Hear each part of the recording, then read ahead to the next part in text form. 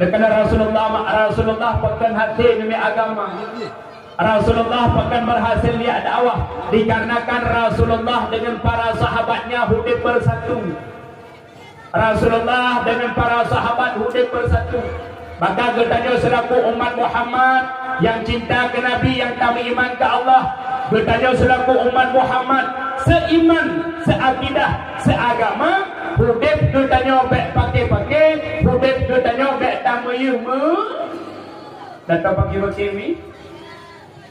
Anak mereka anak ubah datang pakai-pakai mak, mereka datang pakai-pakai, mayu, muklo, mopat, belah-belah ada kerana.